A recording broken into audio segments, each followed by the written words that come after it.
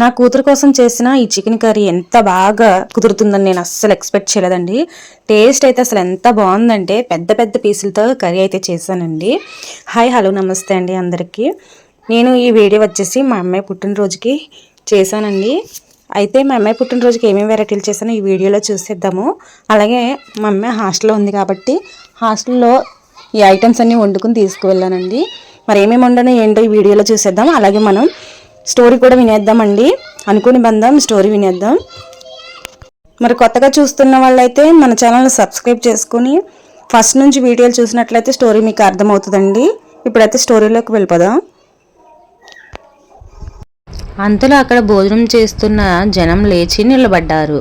వందలాది మంది జనం ఒక్కసారిగా పోలీసుల వైపు రావడం చూసి ఎస్ఐ ఆగిపోయాడు. రిటైర్మెంట్ అయిపోయిన టీచర్ ముందుకు వచ్చారు. ఎవరు మోసం చేశారు? ఇన్స్పెక్టర్ గారు, రిషి గారు మమ్మల్ని మోసం చేయలేదు. మేము ఇష్టపూర్వకంగా డబ్బులు కట్టాం. ఇది మా ఇల్లు. మా ఇంట్లో మేము పూజ చేసుకుంటే మీకేంటి అభ్యంతరం? అవును, మా డబ్బులు మా ఇష్టం. మధ్యలో మీకేంటి అని ఆడవాళ్ళు కూడా గట్టిగా అడిగారు. ఇది civil matter sir, criminal case కాదు. అయినా మీరు అరెస్ట్ చేయాలంటే మమ్మల్ని అందరినీ అరెస్ట్ చేయండి అని వసు గట్టిగా చెప్పింది. ఆ జనసంఖ్యను చూసి ఎస్ఐకి ఏం చేయాలో అర్థం కాలేదు. లాఠీ చార్జ్ చేస్తే పెద్ద గొడవ అవుతుంది. మీడియా కూడా అక్కడే ఉంది. చక్రవర్తి చెప్పాడు కదా అని వస్తే ఇక్కడ సీన్ రివర్స్ అయింది. సరే పేపర్లు సబ్మిట్ చేయండి, గొడవలు లేకుండా చూసుకోండి అని ఎస్ఐ అక్కడి నుంచి జారుకున్నాడు. చక్రవర్తి పిఏ కూడా తోక ముడుచుకున్నాడు.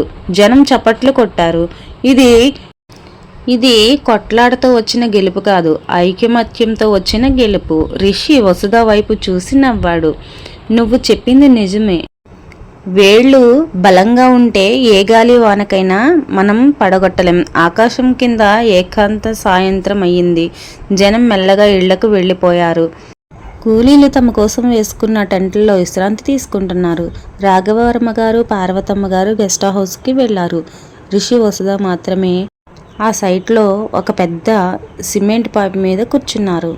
ఆకాశంలో నక్షత్రాలు మెరుస్తున్నాయి. సిటీ లైట్ వెలుగులో దూరంగా కనిపిస్తుంది. అలసిపోయారా? వసు అడిగింది. శారీరకంగా అలసిపోయాను, కానీ మనసు తేలికగా ఉంది, రిషి చెప్పాడు. అతను ఆకాశం వైపు చూశాడు. వసుధ, ఒకప్పుడు నేను ఈ నక్షత్రాలు చూసే టైం కూడా ఉండేది కాదు. ఇప్పుడు ఇవి ఎంత అందంగా ఉన్నాయో గమనిస్తున్నాను.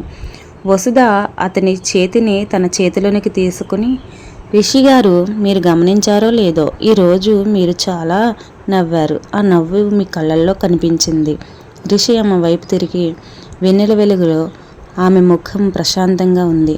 నిజం చెప్పనా వసుధ, నాన్న నన్ను బలవంతంగా పెళ్లి చేసుకోమన్నప్పుడు కోపం వచ్చింది, కానీ ఇప్పుడు అనిపిస్తుంది నాన్న నాకు ఆస్తి ఇవ్వకపోయినా పర్వాలేదు, కానీ నిన్ను ఇచ్చి నా జీవితాన్ని నిలబెట్టారు అని. వసుధ సిగ్గుతో తలదించుకుంది. నేను చేసింది ఏం లేదు. మీలో ఉన్న మంచి మనిషిని బయటకు తీశాను అంతే. ఆ మనిషి ఎప్పుడూ అక్కడే ఉన్నాడు, కానీ కోపం, అహంకారం అనే దుమ్ము పట్టి కనిపించలేదు. రిషి ఆమె గడ్డం పట్టుకుని తల పైకెత్తాడు. ఆ దుమ్ము ధూళి దులిపేంది నువ్వే కదా. మన గూడు పూర్తవడానికి టైం పడుతుంది, కానీ నా గూడు, నా ఇల్లు, నా కుటుంబం అని నువ్వే Vasudha. Thank you for being my life. అతను ఆమె నుదుటి మీద మెల్లగా ముద్దు పెట్టుకున్నాడు. ఆ స్పర్శకు వసుధ కళ్ళు మూసుకుంది. అది కేవలం ముద్దు కాదు, వారి ఆత్మల కలయికకు సాక్షి. ఎటువంటి ఒప్పందాలు షరతులు లేని స్వచ్ఛమైన ప్రేమ అది. దూరంగా కూలీలు టెంట్ నుండి ఎవరో పాత పాట పాడుతున్నారు. కలిసుంటే కలదు సుఖం, విడిపోతే విదే మిగులు.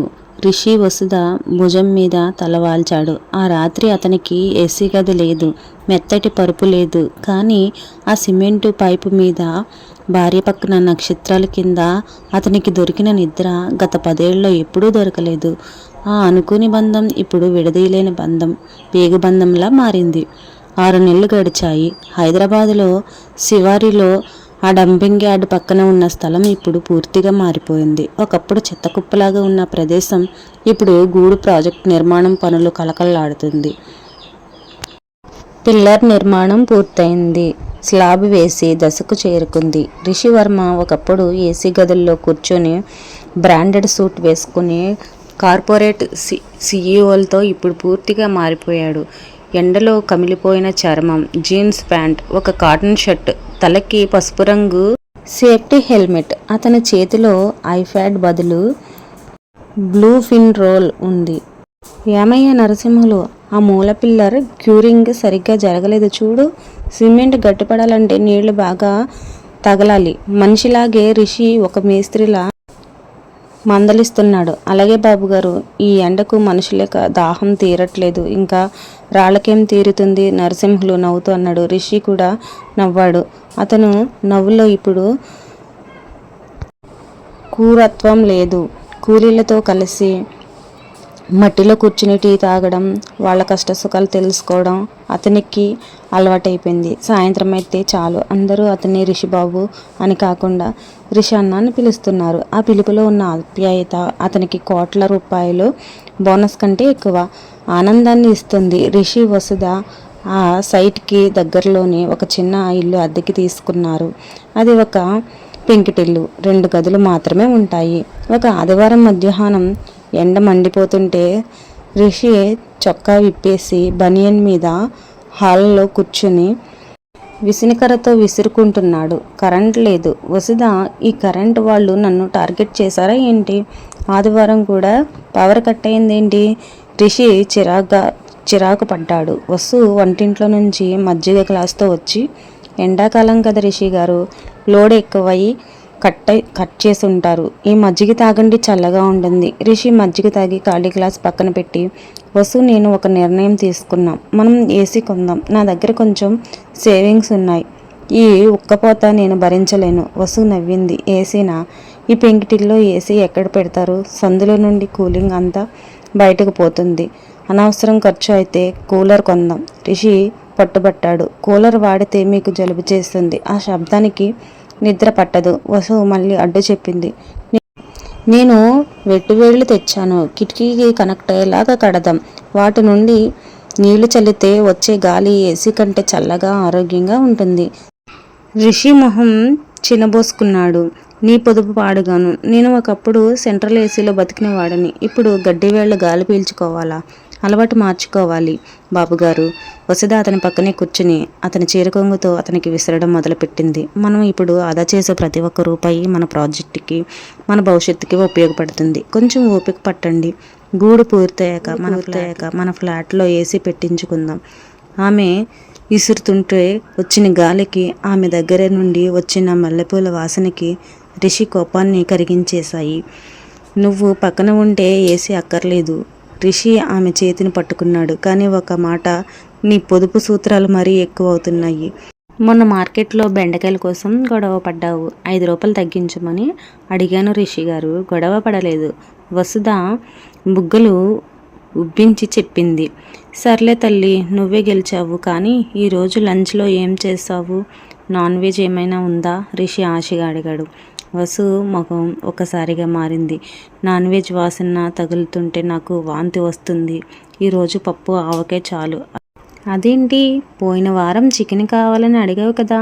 రిషి ఆశ్చర్యపోయాడు. ఏమో రిషి గారు, ఉదయం నుంచి నాకేదోలా ఉంది, కళ్ళు తిరుగుతున్నాయి, వాసన పడడం లేదు.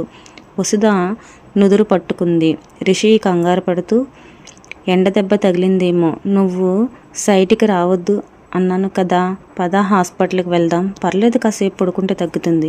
వసు లేవబోయింది. కానీ ఆమె లేచిన మరుక్షణమే కళ్ళు తేలేసింది. రిషి చేతుల్లో కుప్పకూలిపోయింది. వసుధ, రిషి గుండె ఆగిపోయినంత పనయింది. వసుధ, కళ్ళు తెరువు. రిషి వసుధను తన స్కూటీ మీద దగ్గరలో ఒక చిన్న క్లినిక్కి తీసుకువెళ్ళాడు. డాక్టర్ గది బయట రిషి అటు ఇటు తిరుగుతూ ఉన్నాడు. అతనిలో టెన్షన్ తారాస్థాయికి చేరింది. సైట్లో వేల సమస్యలు వచ్చినా భయపడని రిషి వసుధ స్పృహ తప్పి పడిపోవడంలో చిన్నపిల్లాడిలా భయపడుతూ, ఆమెకి ఏమై ఉంటుంది? ఫుడ్ పాయిజనా, వడదెబ్బ, లేక టైఫాయిడా? రకరకాల ఆలోచనలో నర్సు బయటకు వచ్చింది. రిషి గారు, డాక్టర్ గారు పిలుస్తున్నారు. రిషి లోపలికి పరిగెత్తుకుంటూ వెళ్ళాడు. వసుధ బెడ్ మీద కూర్చుని ఉంది. ఆమె ముఖం కొంచెం పాలిపోయిన, పెదవుల మీద చిరునవ్వు ఉంది. డాక్టర్ నవ్వుతూ రిషి వైపు చూసి, ఏమైంది డాక్టర్, సీరియసా? సెలన్ ఎక్కించాలా? రిషి ప్రశ్నల వర్షం కురిపించాడు. డాక్టర్ గట్టిగా నవ్వింది. రిషి బాబు కంగారు పడకు, ఇది జలుబు కాదు, వరమా? రిషికి అర్థం కాలేదు. అవును నాయనా, కంగ్రాచులేషన్, నువ్వు తండ్రి కాబోతున్నావు. వసు గర్భవతి. ఆ మాట గదిలో ప్రతిధ్వనించింది. రిషి స్తంభించిపోయాడు.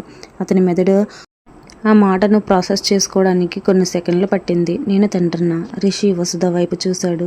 వసు సిగ్గుతో తలదించుకుంది. ఆమె కళ్ళల్లో ఆనంద బాష్పాలు ఉన్నాయి. రిషి నెమ్మదిగా ఆమె దగ్గరికి వెళ్ళాడు.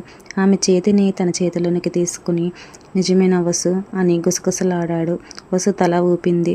రిషి కళ్ళల్లో నీళ్లు జలజల రాలాయి. అతను వెంటనే మోకాళ్ళ మీద కూర్చుని వసుధ పొట్ట మీద తల ఆనించి ఏడ్చేశాడు. అది దుఃఖం కాదు, పట్టులేని సంతోషం. Thank you Vasu, thank you so much. Doctor గారు నవ్వుతూ సరే ఎమోషనల్ తర్వాత ఆమెకి ఇప్పుడు విశ్రాంతి చాలా అవసరం. ఎండలో తిరగకూడదు, పోషకాహారం ఇవ్వాలి, ఐరన్ టాబ్లెట్లు రాస్తున్నాను. మెడిసిన్ స్లిప్ ఇచ్చారు. ఇంటికి వెళ్ళాక రిషి వసుధని అసలు కిందకి దిగనివ్వట్లేదు. ఆమెను ఎత్తుకుని ఇంటి లోపలికి తీసుకువెళ్ళి మంచం మీద పడుకోబెట్టాడు. రిషి గారు, నేను గర్భవతిని, రోగిని కాదు, నడవగలను, వసు నవ్వుతూ చెప్పింది. డాక్టర్ ఏం చెప్పింది? రెస్ట్ అంటే రెస్ట్. రిషి ఆమెకు దుప్పటి కప్పాడు. అతని పక్కన కుర్చీలో కూర్చుని ఆమె వైపు చూస్తూ ఉండిపోయాడు. ఏంటి అలా చూస్తున్నారు? నమ్మలేకపోతున్నాను వసు, రిషి అన్నాడు. నేను ఒక అనాథని అనుకున్నాను. నాన్న నన్ను ప్రేమగా పెంచినా ఎక్కడో నాలో ఒక వెలితి ఉండేది. నా రక్తం ఎవరిదో తెలియదు, నా మూలలు ఏమిటో తెలియదు అని. కానీ ఈరోజు అతను ఆమె పొట్ట మీద చేయి వేశాడు. ఈరోజు నా రక్తం, నా వంశం ఇక్కడ ఊపిరి పోసుకుంటుంది. ఈ బిడ్డ నాకు కేవలం కొడుకు కూతురో కాదు వసు, ఇది నా ఐడెంటిటీ. నేను ఈ ప్రపంచంలో ఒంటరిని వాడిని కాదు అని చెప్పేందుకు సాక్ష్యం. వసు అతని చేతిని గట్టిగా పట్టుకుంది. మీరు ఎప్పుడూ ఒంటరి కాదు రిషి గారు. మీ నాన్నగారు ప్రేమ, నా ప్రేమ, ఇప్పుడు ఈ చిన్ని ప్రాణం ప్రేమ అన్నీ మీతోనే ఉన్నాయి. నేను మంచి తండ్రిని అవ్వగలనా వసు? రిషి కళల్లో సందేహం. నాకు తండ్రి ప్రేమ దొరికింది, కానీ నేను ఆయన్ని చాలా బాధ పెట్టాను. నా బిడ్డ కూడా నాలాగే మొండిగా తయారైతే, మొండిగా ఉంటేనే మంచిది. వసు నవ్వుతూ, మొండి వాళ్లే అనుకున్నది సాధిస్తారు మీలాగా. సాయంత్రం రాఘవవర్మ గారు వీడియో కాల్ చేశారు. ఫోన్ లిఫ్ట్ చేసి చేయగానే, ఏరా రిషి, సైట్లో పనులు ఎలా ఉన్నాయి అని అడిగారు రాఘవవర్మ. పక్కనే పార్వతి గారు కూరగాయలు తరుగుతూ, పనులు బాగానే ఉన్నాయి నాన్న, కానీ ఇప్పుడు ఇంకో కన్స్ట్రక్షన్ గురించి చెప్పాలి. రిషి నవ్వుతూ అన్నాడు. ఇంకో కన్స్ట్రక్షనా? డబ్బులు ఎక్కడివిరా? రాఘవవర్మ కంగారు పడుతూ, డబ్బులతో పని లేదు నాన్న, దేవుడి దయ ఉంటే చాలు. రిషి వసుధ పక్కన స్క్రీన్ మీదకు తెచ్చాడు. వసుధ, నువ్వే చెప్పు. వసుధ సిగ్గుపడుతూ, మామయ్య గారు మీరు తాతయ్య కాబోతున్నారు అని చెప్పింది. రాఘవవర్మ చేతిలో ఫోన్ దాదాపు కింద పడిపోయినంత పని అయింది. ఏంటి నిజమా? విన్నావా? మన రిషి తండ్రి కాబోతున్నాడంట. నేను తాతనవుతున్నా. పార్వతి గారు పరిగెత్తుకుంటూ వచ్చి, నిజమేనా రిషి? ఎంత మంచి వార్త చెప్పావురా. ఆమె కళ్ళల్లో నీళ్లు తిరిగాయి. రేపే మేము బయలుదేరుతూ వస్తున్నాం, రాఘవవర్మ ఉత్సాహంగా అన్నారు. వసు ఇప్పుడు ఆ ఇరుకు గదిలో ఉంచకూడదు, దానికి సేవలు చేయడానికి మేము రావాలి. వద్దు నాన్న, వసుధ వాదించింది. మీరు ప్రయాణం చేయకూడదు, ఆరోగ్యం జాగ్రత్త, నేను వచ్చి మిమ్మల్ని చూస్తాను. కుదరదు, మా మనవడో మనవరాలో వస్తుంటే మేము ఊర్లో ఎలా ఉంటాము? మేము వచ్చేస్తున్నాం అంతే, రాఘవవర్మ గారు గట్టిగా చెప్పారు. రిషికి తండ్రి ఉత్సాహం చూసి చాలా సంతోషం వేసింది. ఇన్నాళ్ళు ఆస్తిగడలు, వ్యాపారాలు ఇవన్నీ మనుషులని దూరం చేశాయి, కానీ ఒక చిన్న ప్రాణం రాకముందే అందరినీ కలిపేసింది. రాఘవవర్మ గారు, పార్వతి గారు వచ్చిన తర్వాత ఆ చిన్న ఇల్లు సందడితో మారింది. పార్వతి గారు వంటిల్లు స్వాధీనం చేసుకున్నారు. వసుధకు అస్సలు పని చేయనివ్వడం లేదు. వసుధకు గర్భధారణ సమయంలో వచ్చే వింత క్రేవింగ్స్ మొదలయ్యాయి. ఒక అర్ధరాత్రి సమయంలో 2 గంటలకు రిషి గాఢ నిద్రలో ఉన్నాడు. వసుధ అతన్ని లేపింది. రిషిగారు ఉలిక్కిపడి లేచాడు. ఏమైంది? నొప్పిగా ఉందా? హాస్పిటల్కి వెళ్దామా? నొప్పి కాదు. వసుధ చిన్నగా నవ్వింది. నాకు తినాలనిపిస్తుంది. ఏంటి, ఆకలి వేస్తుందా? అటుకులు ఉన్నాయి, తినావా? అటుకులు కాదు, నాకు చింతకాయ పచ్చడి వేసుకుని వేడివేడి అన్నం తినాలని ఉంది. రిషి గడియారం వైపు చూశాడు. రాత్రి 2 గంటలకు చింతకాయ పచ్చడి ఎక్కడ తేవాలి వసు? పైగా వేడన్నం ఎవరు వండుతారు? ప్లీజ్ రిషి గారు, తినాలనిపిస్తుంది, వసుధ చిన్నపిల్లలాగా అడిగింది. రిషి నిట్టూర్చాడు. ప్రపంచంలో పెద్ద పెద్ద డీల్స్ క్లోజ్ చేసి రిషి భార్య చింతకాయ పచ్చడి కోరిక తీర్చలేని పెద్ద టాస్క్ అలా అనిపించింది. సరే ఉండు అని రిషి వంటింట్లోకి వెళ్ళాడు. అమ్మ చేసిన చింతకాయ పచ్చడి జాడీలో ఉంది, కానీ అన్నం లేదు. రిషి స్టవ్ వెలిగించి బియ్యం కడిగి పెట్టాడు. అతనికి అన్నం వండడం సరిగ్గా రాదు. యూట్యూబ్లో చూస్తూ కుక్కర్లో పెట్టాడు. అరగంట తర్వాత వేడన్నం, అందులో నెయ్యి, చింతకాయ పచ్చడి కలిపి ముద్దలు చేసి తెచ్చాడు. వసు ఆశగా తిన్నది. అద్భుతంగా రిషి గారు, మీరు చేసిన వంట ప్రపంచంలో బెస్ట్. రిషి ఆమె తింటుంటే చూసి మురిసిపోయాడు. నీకోసం అర్ధరాత్రి వంట మనిషి అయిపోయాను కదా, రేపు పుట్టబోయే బిడ్డ కోసం ఇప్పుడు నుండే ట్రైనింగ్. వసు నవ్వింది. సైట్లో సీమంతం 5వ నెల వచ్చింది. గూడు ప్రాజెక్టులో మోడర్న్ హౌస్ పూర్తయింది. అదే రోజు వసుధకు శ్రీమంతం చేయాలని రాఘవవర్మ గారు నిర్ణయించుకున్నారు. ఫంక్షన్ హాల్ వద్ద నాన్న రిషి చెప్పాడు, మన ప్రాజెక్టులో సైట్లోనే చేద్దాం, మన కుటుంబం. ఇంతవరకు స్టోరీ విన్నందుకు, వీడియో చూసినందుకు ధన్యవాదాలండి. మిగతా స్టోరీ నెక్స్ట్ వీడియోలో అప్లోడ్ చేస్తాను.